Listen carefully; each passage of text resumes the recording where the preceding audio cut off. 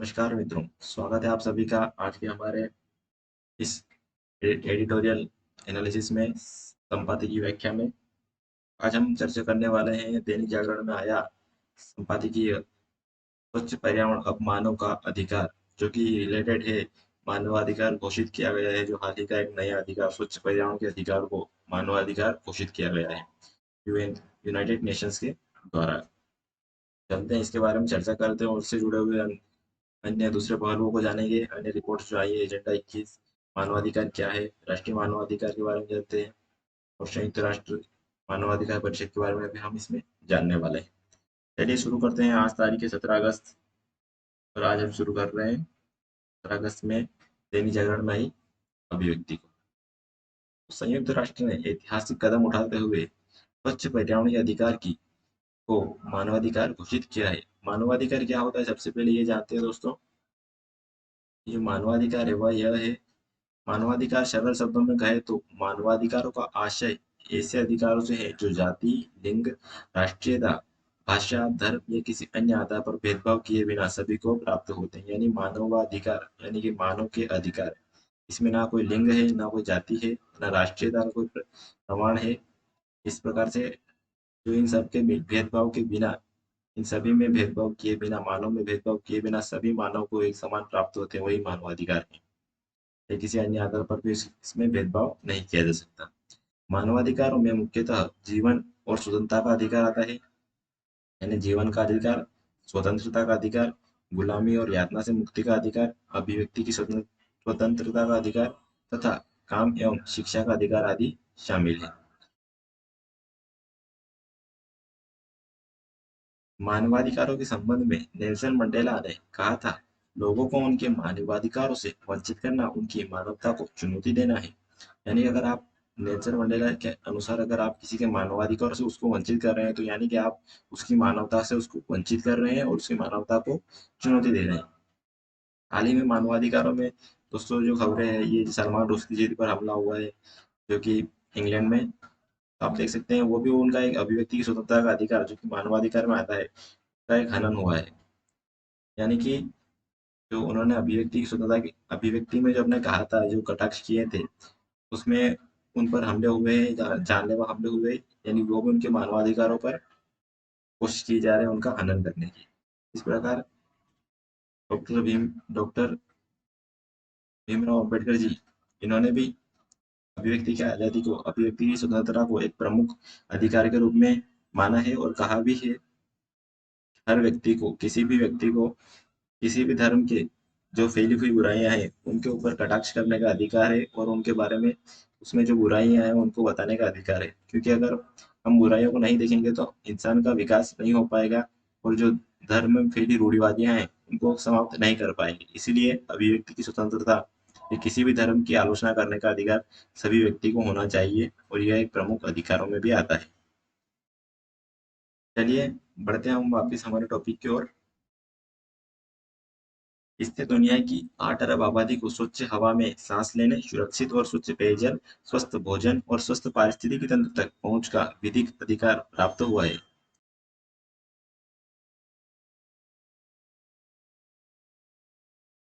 से विधिक अधिकार प्राप्त हुआ है, हमने यहाँ तक पढ़ा।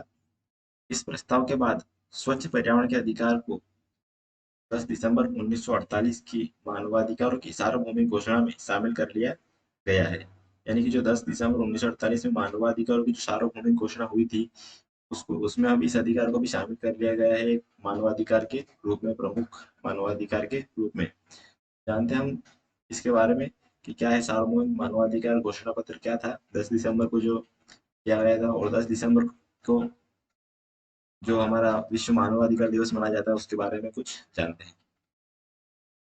तो दोस्तों हमने ये दृष्टि आईएएस की वेबसाइट से लिए हैं, तो आप देख सकते हैं यहाँ पर दृष्टि आईएएस, जो ये मेंस के लिए भी दोस्तों जरूरी है। विश्व मानवाधिकार दिवस और मानवाधिकारों की स्थिति, इसमें क्वेश्चन बन सकते हैं मेंस से और प्रीलिम्स से भी। इससे विश्व मानवाधिकार दिवस, विश्व मानवाधिकार दिवस, मानवाधिकारों की सार्वभौम घोषणा, जन धन योजना, RuPay card, Ujjwala gas connection, प्रधानमंत्री आवास योजना ग्रामीण, इनसे क्वेश्चन बन सकते हैं। क्यों चर्चा में जानते हैं। इस वर्ष शुरुआत में जारी फ्रीडम इन द वर्ल्ड 2021 की रिपोर्ट में भारत का दर्जा स्वतंत्र से घटाकर आंशिक रूप से स्वतंत्र कर दिया गया है। यानी कि जो रिपोर्ट जारी होती है फ्रीडम इन द वर्ल्ड 2021 नाम से, उसमें जो भारत का दर्जा तो पिछले पिछले वर्ष जारी की गई इस रिपोर्ट में स्वतंत्र था, अब उसको घटाकर आंशिक रूप से स्वतंत्र कर दिया गया है। यानी कि हमारी स्थिति हम खराब पिछले से अब खराब हुई है। जानते हैं इसके बारे में क्या है मानवाधिकार पूरा। 10 दिसंबर को ही संयुक्त राष्ट्र महासभा ने वर्ष 1948 में मानवाधिकारों की सार्वभौम घोषणा को अपनाया था। मानवाधिकारों की सार्वभौम घोषणा के तहत मानवीय दृष्टिकोण और राज्य तथा व्यक्ति के बीच संबंध को लेकर कुछ सामान्य बुनियादी मूल्यों का एक सेट स्थापित किया है। यानी कि जो घोषणा में जो के तहत जो एक दृष्टिकोण था उसमें राज्य और व्यक्ति के बीच संबंध को लेकर कुछ सामान्य बुनियादी मूल्यों का एक सेट स्थापित किया गया है कि जो कि उनके बीच में संबंध किस प्रकार के होंगे और उनके अधिकार किस प्रकार के होंगे मानव के। वर्ष 2021 की जो थीम थी दोस्तों, 10 दिसंबर 1948 में जो जो हमारा मानवाधिकार दिवस की जो मानवाधिकारों की घोषणा हुई थी, उसी उसी को लेकर 10 दिसंबर को हम विश्व मानवाधिकार दिवस मनाते हैं। और जो विश्व मानवाधिकार दिवस 2021 की थीम थी वह थी समानता असमानता को कम करना। यानी कि समानता और असमानता को कम करना है, मानव अधिकारों को आगे बढ़ाना है, equality, reducing inequalities, advancing human rights, ये इसका थीम थी। उद्देश्य क्या है दोस्तों इसके? समानता, शांति, न्याय, स्वतंत्रता और गरिमा, मानव गरिमा की सुरक्षा को बढ़ावा देना। प्रत्येक व्यक्ति जाति रंग धर्म लिंग भाषा या सामाजिक स्थिति के भिन्न होने के बावजूद मानवाधिकारों का हकदार है। मानवाधिकार है क्या, ये हमने अभी जाना दोस्तों। जो सरल शब्दों में कहें तो मानवाधिकार का आशय है कि जाति लिंग राष्ट्रीयता भाषा धर्म किसी के आधार पर उसके साथ भेदभाव न हो और बराबर अधिकार मिले। मानव मात्र के अधिकार है वही मानवाधिकार है, सभी को प्राप्त, और यही सबको प्राप्त होते हैं। जो मानवाधिकार है वो सभी के लिए बराबर होते हैं और सभी को प्राप्त होते हैं। और ये इनमें आता है जीवन और स्वतंत्रता का अधिकार आता है, अभिव्यक्ति का अधिकार आता है, गुलामी और यातना से मुक्ति का अधिकार आता है, और जो शिक्षा के उसके बराबर अवसर मिले, सभी को एक समान अवसर मिले काम और शिक्षा, उसका अधिकार आता है। अंतर्राष्ट्रीय मानवाधिकार अभिसमय और निकाय। अंतर्राष्ट्रीय रूप से क्या क्या मानवाधिकार अभी जो निकाय है उनके बारे में जानते हैं। उनमें सबसे प्रमुख आती है मानवाधिकारों की सार्वभौम घोषणा। इसके अंतर्गत अधिकारों और स्वतंत्रताओं से संबंधित कुल 30 अनुच्छेदों को शामिल किया गया है, इसमें जिसमें जीवन स्वतंत्रता और गोपनीयता जैसे नागरिक और राजनीतिक अधिकार, सामाजिक सुरक्षा, स्वास्थ्य एवं शिक्षा जैसे आर्थिक सामाजिक और सांस्कृतिक अधिकार शामिल है। भारत ने मानवाधिकारों की घोषणा सार्वभौम घोषणा के प्रारूपण में सक्रिय भूमिका निभाई थी। यानी कि जो सार्वभौमिक घोषणा जो बन रहा था उसमें भी भारत ने अपनी भूमिका निभाई थी इसको एक रूप देने में। यह किसी भी प्रकार की संधि नहीं है, अतः यह प्रत्यक्ष तौर पर किसी भी देश के लिए कानूनी दायित्व निर्धारित नहीं करता है। यह यानी कि यह कोई संधि नहीं है, एक घोषणा पत्र था जिसमें बताया गया कि ये अधिकार होने चाहिए और ये सबका दायित्व बनता है। यानी कि इसके लिए कोई कानूनी दायित्व नहीं है, सिर्फ यह अपना एक मौलिक अधिकार मौलिक दायित्व बनता है कि हम हमारे देशवासियों के लिए, हमारी देश की जनता के लिए इन अधिकारों की रक्षा करें, उनके अधिकारों की, और इन इन अधिकारों तक उनकी पहुंच बनाए। मानवाधिकारों की सार्वभौम घोषणा। International convent on civil and political rights, international convent on economic social and culture right तथा इनके दो वैकल्पिक प्रोटोकॉल को संयुक्त रूप से अंतर्राष्ट्रीय मानवाधिकार विधेयक, international bill of human rights के रूप में जाना जाता है। अन्य अभिसमय भी हैं दोस्तों कुछ, इनमें शामिल है convention on the prevention and punishment of the crime of genocide वर्ष 1948। यानी कि जो जेनोसाइड हुआ था दोस्तों उसमें जो प्रिवेंशन और पनिशमेंट को मतलब कि जो जेनोसाइड हुआ था उससे जुड़ा हुआ है, जो कि वर्ष 1948 में लाया गया। International convention on the elimination of all form of racial discrimination, जो कि 1965 में लाया गया, जो रेजियल डिस्क्रिमिनेशन से बचाने का था, यानी उससे संबंधित अधिकार था। और convention on the elimination of all form of discrimination against women, जो कि महिलाओं के साथ भेदभाव होता है डिस्क्रिमिनेशन, उससे जुड़ा हुआ ये अधिकार था, उससे जुड़ा हुआ ये एक अभिसमय था दोस्तों, जो कि 1979 में लाया गया था। बाल अधिकारों पर कन्वेंशन लाया गया था 1989 में। विकलांग व्यक्तियों के अधिकारों पर कन्वेंशन लाया गया था वर्ष 2006 में।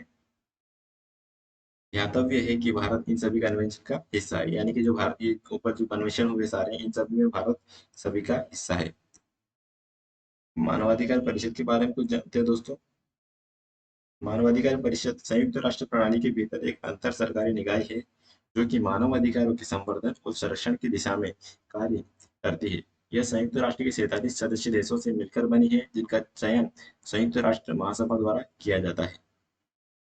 सार्वभौमिक आवधिक समीक्षा यानी यूपीआर प्रक्रिया को मानवाधिकार परिषद का सबसे अनूठा प्रयास माना जाता है। इस अनूठे तंत्र के अंतर्गत प्रत्येक 4 वर्ष में एक बार संयुक्त राष्ट्र के सभी 192 सदस्य देशों के मानवाधिकार रिकॉर्ड की समीक्षा की जाती है। यानी कि उन देशों में हो रहे जो भी मानवाधिकार हनन है, जो भी उनसे जुड़े हुए मुद्दे हैं उन देशों में, यानी कि उन 192 जो कंट्रीज है इस संयुक्त राष्ट्र की, उन सभी के मानवाधिकार रिकॉर्ड की जांच की जाती है, ताकि वो पता चल सके कि कौन इनकी मानवाधिकारों को उनके लोगों तक पहुंच बना रहा है और कौन इनका हनन नहीं कर रहा है।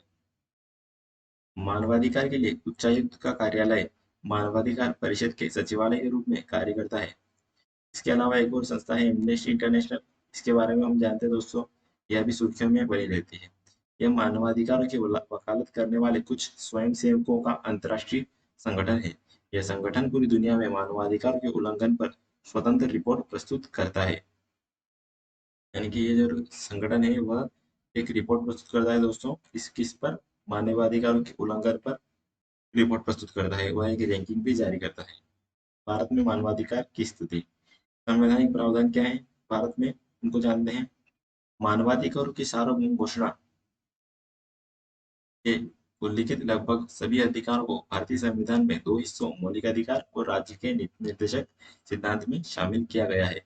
जो भारत में है दोस्तों, उनको मानवाधिकारों को दो रूप से परिभाषित किया गया और दो दो हिस्सों में बांटा गया है, जिनमें है मौलिक अधिकार के रूप जो कि जिनको कोई हनन नहीं कर सकता है और जो कि हमारे उनको दिए गए हैं संविधान के द्वारा। और दूसरे है राज्य के नीति निर्देशक सिद्धांत, यानी कि जो कि राज्य के कर्तव्य हैं या राज्य को निर्देशित किए गए हैं कार्य करने के लिए। मौलिक अधिकार है दोस्तों, संविधान के अनुच्छेद 12 से 35 तक जो हमारे मौलिक अधिकारों का विवरण दिया गया है। इसमें इसमें समानता का अधिकार है, स्वतंत्रता का अधिकार है, शोषण के विरुद्ध अधिकार है, धार्मिक स्वतंत्रता का अधिकार, संस्कृति और शिक्षा संबंधी अधिकार तथा संवैधानिक उपचारों का अधिकार शामिल है। यानी कि इन अधिकारों को हमारे मौलिक अधिकार कहा गया है, तो इसके बारे में आप वाकिफ होंगे। इसके अलावा जानते हैं दोस्तों राज्य के नीति निर्देशक सिद्धांत। और दोस्तों संवैधानिक उपचारों का अधिकार, जो जिसमें कि हमारे जो मौलिक अधिकारों का हनन होता है, तो हम इस अधिकार का उपयोग करके हाई कोर्ट या सुप्रीम कोर्ट के पास जाकर जो हमारे इसके संबंध में हम न्याय मांग सकते हैं। और डॉक्टर भीमराव अम्बेडकर जी ने भी इसी को संविधान की आत्मा भी कहा है। उनके अनुसार यही संविधान की असली आत्मा है, जो कि आर्टिकल 32 में है। राज्य के नीति निर्देशक सिद्धांत, संविधान के अनुच्छेद 36 से 51 तक इसमें इसमें सामाजिक सुरक्षा का अधिकार, काम का अधिकार, रोजगार चयन का अधिकार, बेरोजगारी के विरुद्ध सुरक्षा, समान काम तथा समान वेतन का अधिकार, मुफ्त और अनिवार्य शिक्षा का अधिकार तथा मुफ्त कानूनी सलाह का अधिकार आदि शामिल है। यानी कि जो ये राज्य द्वारा नीति, जो संविधान है यह राज्य को निर्देशित करता है कि यह राज्य को भी करने चाहिए, ताकि वहाँ की जनता है जो एक वेलफेयर स्टेट भी कहा जाता है, वह राज्य उसके रूप में वह बनने के रूप में अग्रणी हो सके और अपने यहाँ की जनता को जो उसके मूल अधिकार है, जो मानवाधिकार है, उनको यह प्रदान कर सके और सभी को इसमें बराबरी मिल सके। अगर कोई गरीब है तो वह भी कानूनी रूप से अपनी जो लड़ाई चल रही है उसमें, ऐसा नहीं कि गरीबी कारण वो में अगर अच्छा वकील ना कर सके या फिर कुछ अपनी आर्थिक तंगी की वजह से जो उस केस को हार जाए। इसलिए जो कानूनी सलाह है उसको भी गरीब को मिलनी चाहिए, वो मुफ्त में उसका भी अधिकार उसको दिया जाना चाहिए राज्य द्वारा, और शिक्षा दी जानी चाहिए ताकि वह अपने अधिकारों के बारे में और जागरूक हो सके। उसको समान काम के लिए समान वेतन मिलना चाहिए। अगर महिला काम कर रही है और वही काम पुरुष कर रहा है तो दोनों को समान वेतन मिलने चाहिए। इसके अलावा आगे बढ़ते हैं, सांविधिक प्रावधान क्या क्या किए गए हैं हमारे संविधान में मानवाधिकार संरक्षण अधिनियम 1993 में केंद्रीय स्तर पर एक राष्ट्रीय मानवाधिकार आयोग के गठन की बात कही गई है। यानी जो हमारे जो 1993 की केंद्रीय स्तर पर अधिनियम है हमारा, उसके तहत एक राष्ट्रीय मानवाधिकार आयोग गठन की बात की गई थी, जो कि संविधान में प्रदान किए गए मौलिक अधिकारों के संरक्षण और उससे संबंधित मुद्दों के लिए राज्य मानवाधिकार आयोगों और मानवाधिकार न्यायालयों का मार्गदर्शन करेगा। इस प्रकार जो मानवाधिकार जो यह अधिनियम है 1993 का, इसके तहत जो आयोग स्थापित किया जाएगा वह राज्य और जो राज्य मानवाधिकार आयोग है और जो मानवाधिकार न्यायालय है उनका संवैधानिक तरीके से और जो उनका मार्गदर्शन करेगा और जो जिन व्यक्तियों का अधिकारों का हनन हो रहा है उनके साथ न्याय करेगा और जो संबंध जो इससे मौलिक अधिकार है उनका भी रक्षा यह करने का जिम्मा लेता है। इससे कुछ संबंधित पहले हैं दोस्तों, मानवाधिकार से संबंधित पहले जो सरकार द्वारा चलाई गई है, इसमें गरीबों के लिए है जनधन योजना।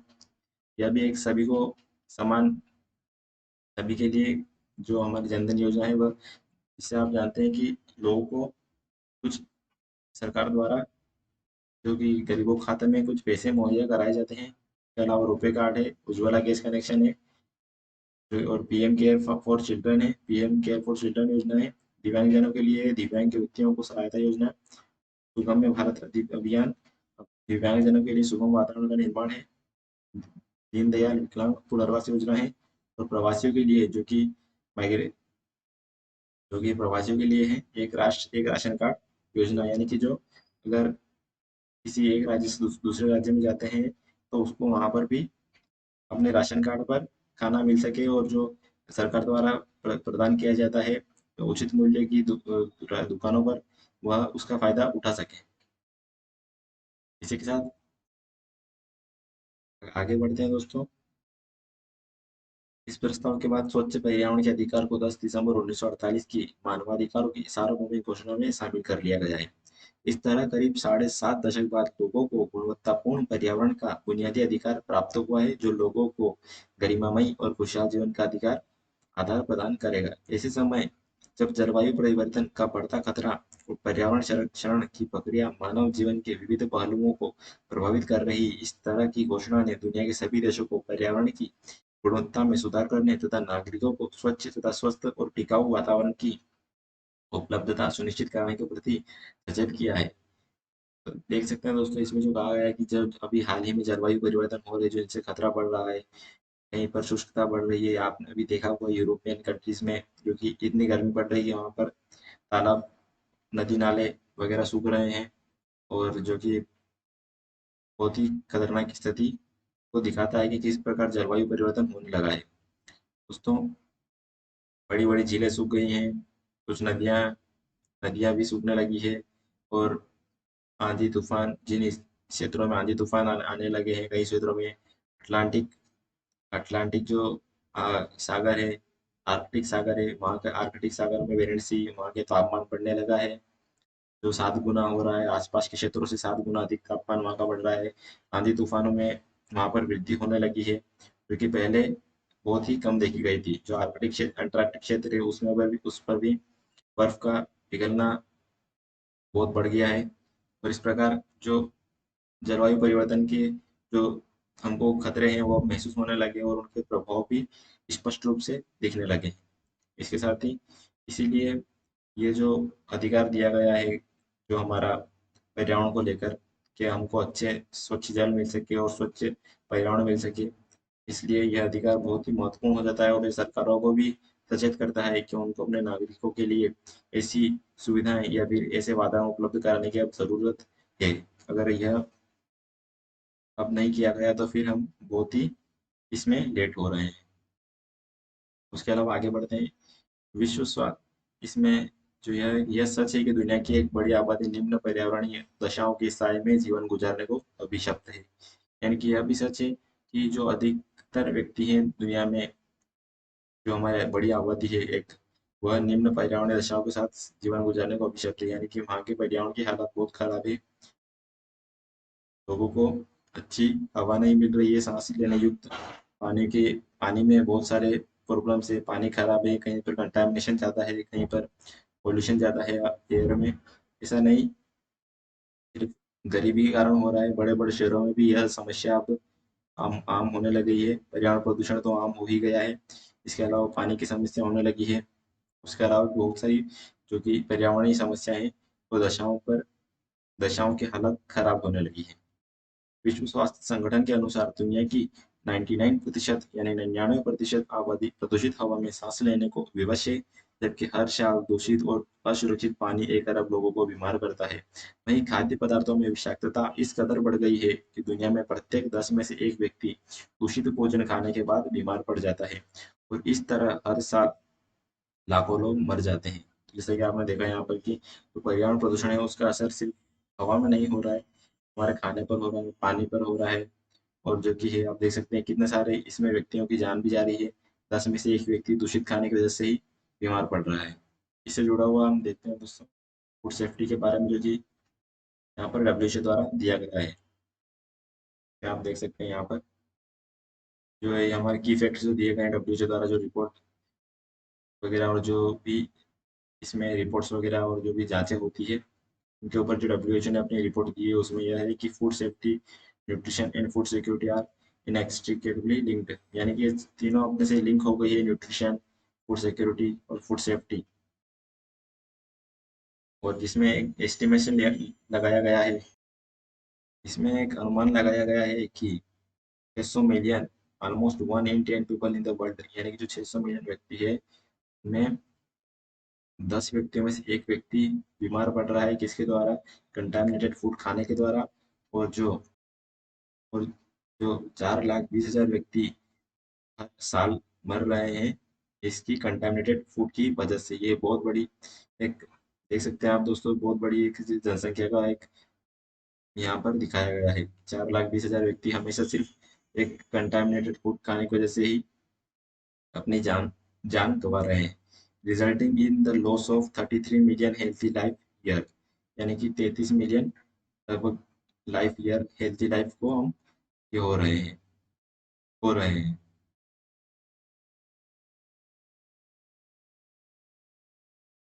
तो यहाँ पर जैसे अगला पॉइंट लिखा गया है कि यूएस डॉलर जो 110 बिलियन, नहीं 110 बिलियन यूएस डॉलर हम हर साल खो रहे हैं किस किस में? प्रोडक्टिविटी एंड मेडिकल एक्सपेंसेस, यानी कि जो कि मेडिकल एक्सपेंसेस है और जो प्रोडक्टिविटी, इसमें resulting from unsafe food in low and middle income countries. और इसका भी इसके बाद भी हमारे रिजल्ट आ रहे हैं कि जो अनसेफ फूड मिल रहा है और लो, और किस में जो अनसेफ फूड मिल रहा है लो, यानी कि निम्न और मध्यम मध्यम आय वाले देशों में, यानी कि 110 बिलियन डॉलर खर्च करने पर भी हमारे जो है वो भी फिर भी हमारे रिजल्ट ये आ रहे हैं कि हमारे निम्न और मध्यम आय वाले देशों में बहुत ही अनसेफ फूड आज भी गरीबों को मिल रहा है। इसमें अगला पॉइंट जो बताया गया है वो यह है कि दोस्तों चिल्ड्रन जो 5 साल के अंदर है उनको 40% को फूड बोर्न डिजीज हो रही है, यानी कि जो भोजन से उत्पन्न बीमारियां हो रही है, जिसमें कि 1,25,000 डेथ्स हो रही है एवरी ईयर इन बच्चों की। यानी कि आप यहाँ पर भी एक देख सकते हैं कि अभी एक बहुत बड़ी जनसंख्या है, जो कि 1,25,000 बच्चों की हर साल मृत्यु हो रही है, 5 साल के अंदर के बच्चों की। और यहाँ पर जो फूड बोर्न डिजीज है दोस्तों, वो एक सोशो इकोनॉमिक डेवलपमेंट को भी प्रभावित करती है, जो स्ट्रेनिंग हेल्थ केयर को, जो कि खराब होते हेल्थ केयर सिस्टम, और हार्मिंग नेशनल इकोनॉमी, यानी कि जो नेशनल इकोनॉमी खराब कर रही है, और टूरिज्म और ट्रेड को भी प्रभावित करेगी। इसके अलावा बढ़ते हैं अब हमारे टॉपिक पर। हमने यहाँ तक जाना था दोस्तों कि इस तरह 10 लाख तरह हर साल लाखों लोग मर जाते हैं, जो कि हमने अभी देखा भी है डब्ल्यूएचओ की रिपोर्ट में। अगर सभी नागरिकों को स्वच्छ पर्यावरण मुहैया कराया जाए तो इससे जीवन की गुणवत्ता को सुधारने, जीवन प्रत्याशा को बेहतर बनाने और दूषित पर्यावरण के कारण स्वास्थ्य पर पड़ने वाले प्रभावों और संबंधित बीमारियों पर खर्च को घटाने में भी सफलता मिल सकती है। वास्तव में यह जीवन से जुड़ा प्राथमिक अधिकार है और अन्य अधिकारों के साथ सार्थकता प्रदान करता है। यानी कि जो पर्यावरण अधिकार है हमारा, स्वच्छ पर्यावरण का अधिकार है, यह हमारा एक प्राथमिक अधिकार है, क्योंकि पर्यावरण स्वस्थ होगा तभी हमारे अन्य अधिकारों का संरक्षण हो पाएगा। इसीलिए यह प्राथमिक अधिकार है, जो अन्य अधिकारों को एक सार्थकता भी यह प्रदान करता है। उसके अलावा बेशक स्वच्छ पर्यावरण के अधिकार को मानवाधिकार घोषित करना एक महत्वपूर्ण कदम है, लेकिन इस अधिकार का तब तक कोई अर्थ नहीं है जब तक लोग पर्यावरण संरक्षण में अपने दायित्व को पूरा नहीं करते हैं। यानी कि अगर हम इसको मानवाधिकार घोषित तो कर दिया है, पर इसका जो सार्थकता है वह तब तक पूर्ण नहीं होगी जब तक कि लोग और जो संस्थाएं हैं जो इस कार्य को करने में अपना दायित्व पूरा नहीं करेगी, तब तक यह हमारा अधिकार पूर्ण नहीं होगा। इसमें संस्थाएं हैं दोस्तों, हमारे समाज संस्था है, और उसके अलावा कोई सरकारी संस्था है, एनजीओ है, इन सबको मिलकर और हमें मिलकर इस अधिकार को पूर्ण करना होगा। इसमें है, हम इसमें जानते हैं दोस्तों, राष्ट्रीय मानवाधिकार घोषणा पत्र के बारे में जानते हैं।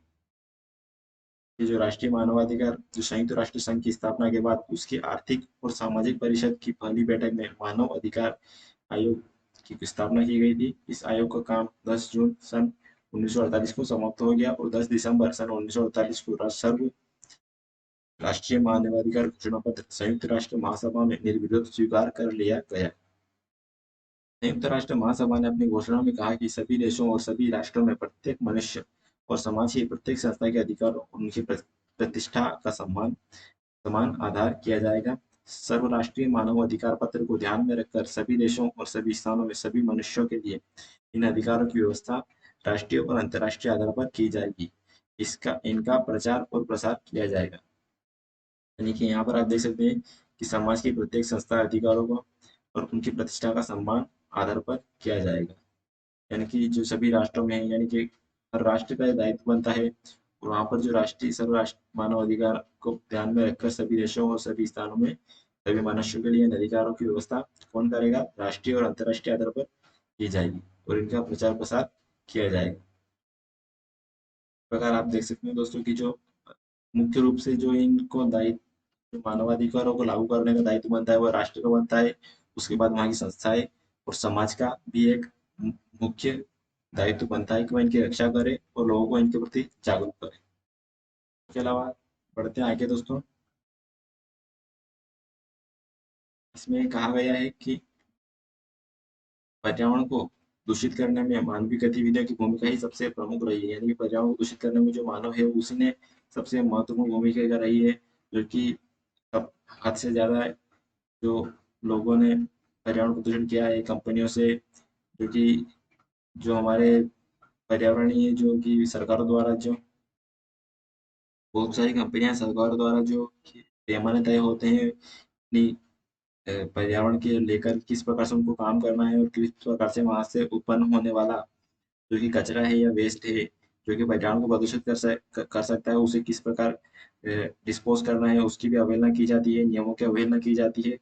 इस कारण भी पर्यावरण प्रदूषण लगातार बढ़ता जा रहा है।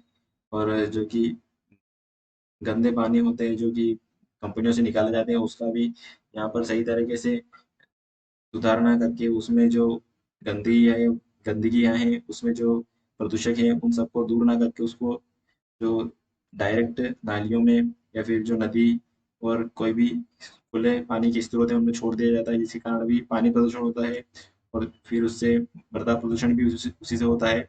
और उसके अलावा जो वायु है उसमें भी वह जो उनके द्वारा जो धुआं छोड़ा जाता है उससे भी प्रदूषण हो रहा है। और क्योंकि कंपनियां हैं दोस्तों बहुत सारी, वह गैर कानूनी रूप से इन जो पैमाने हैं उनका पैमानों का ध्यान नहीं रखती है और अपने लाभ के चक्कर में हमारे पर्यावरण को प्रदूषित करती जा रही है। उसके अलावा लोगों का भी इसमें बहुत हाथ है, क्योंकि वह भी ध्यान नहीं देते इन पर, और जो हमारे भ्रष्ट कर्मचारी हैं उनकी वजह से भी ये कंपनियां और ऐसे कारोबार फल फूल रहे हैं। उसके अलावा जलवायु परिवर्तन, कार्बन उत्सर्जन, प्रदूषण, जैव विविधता क्षरण, ओजोन परत क्षय, भूजल का गिरता स्तर, वनोन्मूलन कुछ ऐसे पर्यावरणीय संकट है जो इस मानवाधिकार के क्रियान्वयन की दिशा में बड़ी बाधा बन सकते हैं। यानी कि जो इस मानवाधिकार मिला है, अगर यह इन चीजों में सुधार नहीं हुआ तो यह एक बड़ी बाधा इस मानव अधिकार के क्रियान्वयन में बन रहे हैं। हालांकि टिकाऊ विकास के 13वें लक्ष्य के रूप में समाहित जलवायु परिवर्तन के न्यूनीकरण को 2030 तक हासिल कर लिया जाए तो इस विशिष्ट अधिकार की उपादेयता चरितार्थ हो सकती है। यह मानवता के हित में होगा। यहाँ पर हमने देखा जो 13वां लक्ष्य है उस रूप में अगर इस जलवायु परिवर्तन का जो न्यूनीकरण है वो हमारा 13वां लक्ष्य है जो कि हमें 2030 तक हासिल कर लिया जाए, तो इसमें यह वशिष्ठ अधिकार को एक बहुत ही चरितार्थ करेगा और इसे लागू करने में सहायता प्रदान करेगा। दोस्तों जो हमारे एजेंडा एजेंडा है दोस्तों, एजेंडा जो कि हमारा विकास का जो 13वां लक्ष्य है, इनके बारे में हम जानते हैं कि लक्ष्य क्योंकि 17 गोल्स निर्धारित किए गए हैं विकास के लिए, सस्टेनेबल डेवलपमेंट के लिए, उनके बारे में हम कुछ जानते हैं। और उसके अलावा एजेंडा 21 क्या है, राष्ट्रीय मानवाधिकार आयोग है भारत का, के बारे में हम कुछ जानेंगे। और संयुक्त राष्ट्र मानवाधिकार परिषद के बारे में भी हम कुछ देख लेते हैं। देखते हैं संयुक्त राष्ट्र मानवाधिकार परिषद क्या है। संयुक्त राष्ट्र मानवाधिकार परिषद संयुक्त राष्ट्र संघ ने मानव अधिकार आयोग की स्थापना वर्ष 1946-47 में आर्थिक एवं सामाजिक परिषद की एक कार्यात्मक समिति के रूप में की थी, जिसका मुख्य कार्य प्रतिवेदन तैयार करना, अधिकारों के अंतर्राष्ट्रीय बिल, नागरिक स्वतंत्रता, स्त्री दशा एवं मानवाधिकार संबंधी विषयों पर अपनी अनुशंसाएं प्रकट करना था। दिसंबर 1993 में महासभा ने मानवाधिकार गतिविधियों के प्रति उत्तरदायित्व निश्चित करने के लिए मानवाधिकार उच्चायुक्त का पद सृजित किया। ये हमारे लिए जरूरी था। तो हमने जाना यहाँ पर कि संयुक्त राष्ट्र मानवाधिकार परिषद क्या है, इसका क्यों सृजन किया गया था। इसका प्रस्ताव दोस्तों 15 मार्च 2006 को संयुक्त राष्ट्र महासभा ने एक नई मानवाधिकार परिषद के गठन का प्रस्ताव भी किया था, पारित किया है। इस 43 सदस्यीय मानवाधिकार परिषद ने 53 सदस्यीय मानवाधिकार आयोग का स्थान लिया है। यानी कि जो 53 सदस्यीय मानवाधिकार आयोग था का स्थान किसने ले लिया है, 47 सदस्यीय मानवाधिकार परिषद ने। आयोग को 16 जून 2006 को समाप्त कर दिया गया था। जो मानवाधिकार आयोग था दोस्तों जो पहले गठित था, उसका स्थापना जो 1946-47 में हुई थी उसका समाप्त कर दिया गया है और 19 जून 2006 को परिषद प्रथम बैठक आयोजित की गई। उल्लेखनीय है कि नई परिषद स्थायी है, यानी कि ये स्थायी परिषद है और प्रत्यक्ष रूप से महासभा के अधीनस्थ है, यानी जो संयुक्त राष्ट्र महासभा के उसके अधीन ये आती है और यह एक स्थायी कमेटी है। यह कहीं भी किसी भी देश में मानवाधिकार के उल्लंघनों का गहन विश्लेषण कर सकेगी। इसका कार्य सार्वभौमिकरण, निष्पक्षता, वस्तुनिष्ठता एवं सृजनात्मक अंतर्राष्ट्रीय संवाद के सिद्धांतों के अंतर्गत निर्देशित होगा। इसे समय पर सभी अभिकरणों एवं निकायों को अपनी रिपोर्ट प्रस्तुत करनी होगी ताकि मानवाधिकार उल्लंघन की व्यवस्थापरक ढंग से रोका जा सके। यहाँ पर भी दोस्तों एक बात है, ज्ञातव्य है कि भारत मानवाधिकार परिषद का एक सदस्य देश है, यानी कि भारत इस परिषद का एक सदस्य देश है। के अलावा जो हम एजेंडा 21 की बात कर रहे हैं दोस्तों, एजेंडा 21 क्या है, यह 1992 में पर्यावरण और विकास पर संयुक्त राष्ट्र सम्मेलन में विश्व नेताओं द्वारा हस्ताक्षरित घोषणा है जो ब्राजील के रियो डी जेनेरो में हुई थी। इसका उद्देश्य वैश्विक सतत विकास को प्राप्त करना है। यह आम हेतु, आपसी जरूरतों, साझा जिम्मेदारियों और वैश्विक सहयोग के माध्यम से पर्यावरण क्षति, गरीबी, रोग से निपटने का एक एजेंडा है। एजेंडा 21 का एक प्रमुख उद्देश्य यह है कि प्रत्येक स्थानीय सरकार को अपना स्थानीय एजेंडा 21 बनाना चाहिए। यानी कि यह जो हमने ऊपर जो बातें जानी उससे जुड़ा हुआ मुद्दों को हम एजेंडा 21 के रूप में जान रहे हैं। और इसमें बताया गया था कि जो हर देश में एक स्थानीय निकाय है, स्थानीय जो सरकार है, उनको जो निचले स्तर की सरकार है उनको अपना एजेंडा 21 बनाना होगा ताकि जो पर्यावरणीय समस्या और विकास जो संयुक्त सस्टेनेबल डेवलपमेंट है उसमें हम जल्दी से ग्रो कर पाए और पर्यावरण का संरक्षण कर पाए। इसमें एक महत्वपूर्ण बात यह है कि दोस्तों एजेंडा 21 को 4 वर्गों में बांटा गया था। इसमें पहला वर्ग है धारा 1, सामाजिक और आर्थिक आयाम गरीबी का मुकाबला करने के लिए निर्देशित है। यानी कि सामाजिक और आर्थिक आयाम जो है वह गरीबी और उससे लड़ने, उसको कम करने, सामाजिक परिस्थितियों को समान करने, इससे संबंधित है। दूसरा जो है वह है विकास के लिए संसाधनों का संरक्षण करना है और प्रबंधन करना है ताकि जो भविष्य की पीढ़ियां हैं उनको भी संसाधनों का मुहैया कराया जा सके। धारा 3 में है कि प्रमुख समूह की भूमिका को सुदृढ़ बनाना पड़ेगा। और धारा 4 में है कि कार्यान्वयन में साधन जो कि जैसे कि विज्ञान, प्रौद्योगिकी हस्तांतरण, शिक्षा, अंतर्राष्ट्रीय संगठन और वित्तीय तंत्र अंतर्गत है। इसके अलावा जो हमारे 17 गोल्स है दोस्तों उनको हम जान लेते हैं आखिरी में। 17 गोल्स में जो पहला है नो पॉवर्टी, इसमें आप देख सकते हैं गोल 1 है and poverty in all it's forms everywhere. 7 target इसके अंदर भी, इसके अंदर भी 7 टारगेट से 53 इवेंट्स इन्होंने बनाए हैं और 1158 कुछ एक्शन के लगभग है। हमको सिर्फ गोल जानना है दोस्तों, कौन सा गोल क्या बताता है। पहला गोल है पॉवर्टी का एंड, दूसरा है जो भूखमरी है, जो फैल रही है भूखमरी देशों में बहुत सारे, उसको खत्म करना है। तीसरा गोल है गुड हेल्थ के बारे में, ensure health lives and promote wellbeing for all at all ages. चौथा गोल है वह एक ensure inclusive and equitable quality education and promote life long learning opportunities for all, यानी कि अच्छी और गुण अच्छी और गुणात्मक शिक्षा प्रदान करना। पांचवा गोल है जेंडर इक्वलिटी। छठा गोल है ensure availability and sustainable management of water and sanitation for all, यानी कि पानी की उपलब्धता करना, क्लियर वाटर एंड सैनिटेशन। सातवां गोल है अफोर्डेबल एंड क्लीन एनर्जी। आठवां गोल है decent work and economic growth. नौवां गोल जो है दोस्तों उसमें शामिल है हमारा इंडस्ट्री इनोवेशन एंड इंफ्रास्ट्रक्चर, यानी कि जो इंडस्ट्री इनोवेशन करना है और इंफ्रास्ट्रक्चर को अच्छा बनाना है। 10वें गोल में शामिल है रिड्यूस्ड इनइक्वलिटीज, यानी कि समाज में इनइक्वलिटीज है उनको कम करना है। और जो 11वें गोल में वह है सस्टेनेबल सिटीज एंड कम्युनिटीज, यानी कि जो सिटीज हैं हमारे, जो कि शहर हैं, जो कि हमारी इकोनॉमी के एक बहुत बड़े स्तंभ हैं, यानी कि जो कि लोगों को बहुत सारी रोजगार मुहैया कराते हैं, उनको एक सस्टेनेबल सिटीज बनाना है, प्रदूषण से उनको मुक्त करना है और कम्युनिटी से जो वहाँ पर उनको भी मजबूत करना है। 12वें गोल में शामिल है responsible consumption and production. Responsible होना है हमें, जो हम कंजप्शन कर रहे हैं और फिर जो प्रोडक्शन कर रहे हैं उसके प्रति ensure sustainable consumption and production pattern को इंश्योर करना है। 13वें गोल में क्लाइमेट एक्शन, जो take urgent action to combat climate change and its impact, यानी कि जो क्लाइमेट चेंज हो रहा है, जो जलवायु प्रदूषण हो रहा है, जलवायु परिवर्तन हो रहा है, उसके प्रति हमें सजग होना पड़ेगा और उसके प्रति निर्णय और एक्शन लेने होंगे तुरंत। उसके अलावा 14 गोल, जो हमारा 14th गोल है, 14 नंबर का गोल है, उसमें है कि लाइफ बिलो वाटर, जो संसार है या जो जिंदगी है पानी के नीचे, उसका संरक्षण करना है और उनको एक सुरक्षित, और प्रदूषण फैल रहा है जो पानी का समुद्रों में, उनको कम करना है। Conserve and sustainability use the oceans seas and marine resources for sustainable development. तो 15वां गोल है लाइफ ऑन लैंड, यानी कि goal 15 protect restore and promote sustainable use of terrestrial ecosystem, sustainability manage forest, combat desertification and halt and reverse land degradation and halt biodiversity loss। क्योंकि हमने biodiversity loss किया है और जो deforestation हो रहा है, डेजर्टिफिकेशन हो रहा है, इन सबको रोकना और इससे फिर से पर्यावरण को एक अच्छा और अनुकूल बनाना है जो लाइफ ऑन लैंड है उसके लिए। उसके अलावा जो 16वां गोल है piece justice and strong institution, यानी कि जो पीस है उसको बढ़ावा देना है, जस्टिस न्याय को बढ़ावा देना है, और जो स्ट्रॉन्ग इंस्टीट्यूशन है इनसे जुड़े हुए उनको एक मजबूती और वह सही कार्य कर सके, सही निर्णय ले सके, ऐसा उनको बनाना है। 17वां गोल है दोस्तों जो आखिरी, वह गोल यह है कि पार्टनरशिप फॉर द गोल्स। ये जो गोल है 17वां गोल यही है दोस्तों कि जो हमने आगे के जितने भी गोल किए हैं उन सबके लिए पार्टनरशिप करना है और इन सबको जल्दी से जल्द पूरा करना है।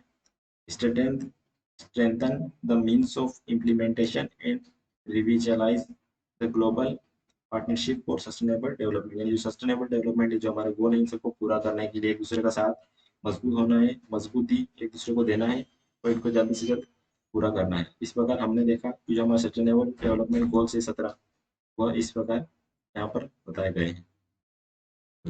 इसी के साथ हम जाते हैं आखिरी पर, हमारे आखिरी मुद्दे पर बात करते हैं, उसके बाद ये वीडियो यहीं पर समाप्त करते हैं। राष्ट्रीय मानवाधिकार परिषद आयोग एनएचआरसी संरचना और कार्यों की व्याख्या देख लेते हैं। राष्ट्रीय मानवाधिकार आयोग की संरचना और कार्य की व्याख्या कीजिए, इसका प्रश्न है। इसकी स्थापना के बाद इसकी कार्य पद्धति के आलोक में आगे और सुधार हेतु उपायों का सुझाव दीजिए।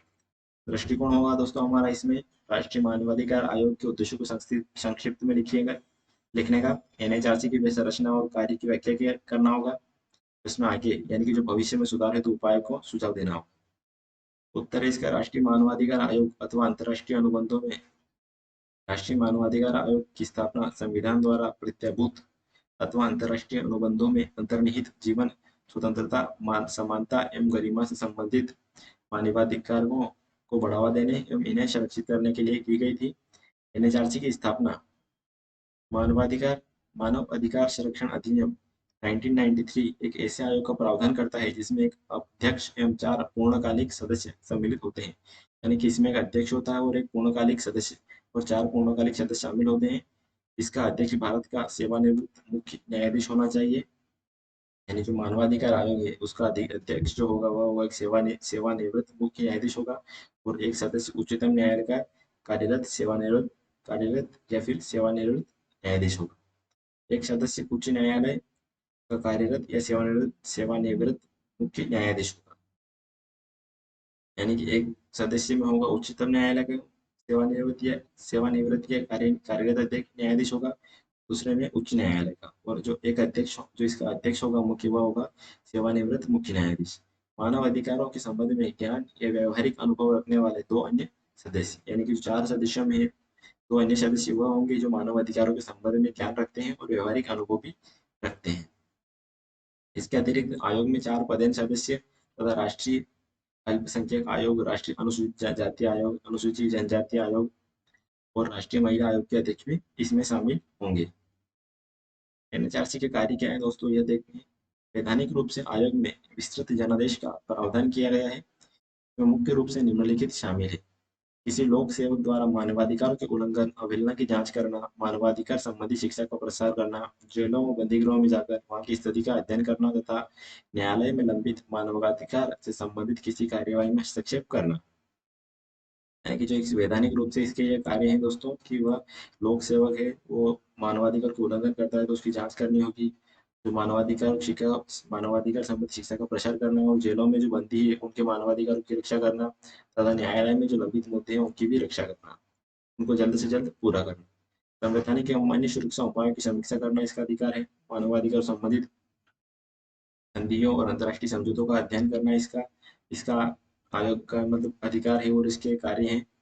मानवाधिकार को अनुसंधान बढ़ावा देना, यानी कि मानवाधिकारों के रूप में बहुत रिसर्च वगैरह इन पर बढ़ावा देना है, और इस क्षेत्र में कार्यरत गैर सरकारी संगठनों को प्रोत्साहित करना ताकि वह इन कार्यों को मजबूती से कर सके। मानवाधिकारों के प्रभावी कार्यान्वयन हेतु विभिन्न उपायों की अनुशंसा करना भी इसका कार्य है। अपनी स्थापना के बाद ही अपनी समीक्षा और रिपोर्टों एवं अनुशंसों के माध्यम से फेक एनकाउंटर के मामलों, terrorist and disruptive activities act, Rohingya प्रवासियों का निर्वासन, ट्रांसजेंडरों का मामला इत्यादि मानव अधिकार संबंधित महत्वपूर्ण मुद्दों को उठाया है। यानी कि इसने जो हमने ऊपर चर्चा की है उन सभी को अभी तक उठाया, यानी कि terrorist and disruptive activities act, Tata act, Rohingya प्रवासियों का निर्वासन, ट्रांसजेंडरों का मामला, इन सभी मामलों के मानवाधिकार ने उठाया है। परंतु आयोग को विभिन्न अवरोधों का भी सामना करना पड़ता है, जैसे कि इसकी अनुशंसाओं की गैर बाध्यकारी प्रकृति, रिक्तियों की समस्या, लंबी मामलों की बड़ी समस्या, अपर्याप्त वित्तीय सहायता तथा योग्य कर्मचारियों का अभाव इत्यादि समस्याओं का सामना करना पड़ता है। जो आयोग में सुधार है तो विभिन्न उपाय निम्नलिखित है दोस्तों।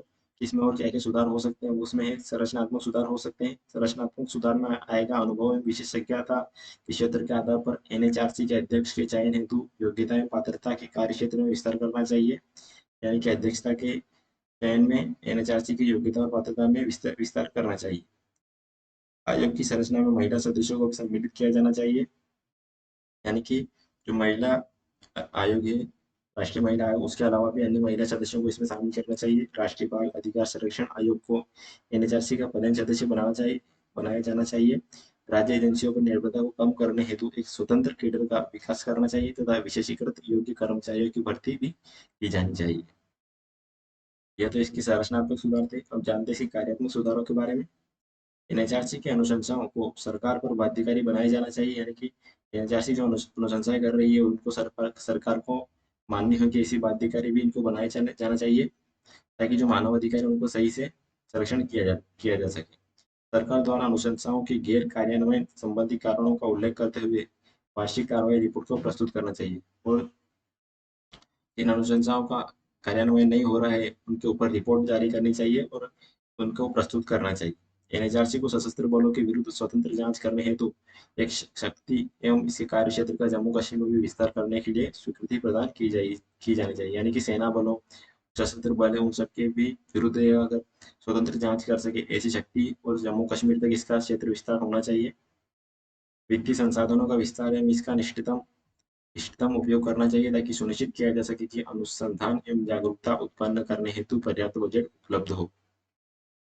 यानी कि इसमें वित्तीय संसाधन भी इसको प्रोवाइड करे जाने चाहिए, ताकि ये अपने अनुसंधान और जागरूकता में जो कमी है उसको पूरा कर सके, और जो कमियां इसमें हो रही है उसको भी पूरा करके मानवाधिकारों का सही से संरक्षण, और जो मानवाधिकार का जो अगर दमन होता है मानवाधिकारों का, तो उनको सही तरीके से ये उठा सके और उनके साथ न्याय कर सके। मानवाधिकार संरक्षण विधेयक 2018 उपयुक्त सुधारों में से कुछ को प्रस्तावित करता है। यह भारत में मानवाधिकार को बनाए रखने में एक महत्वपूर्ण कदम है।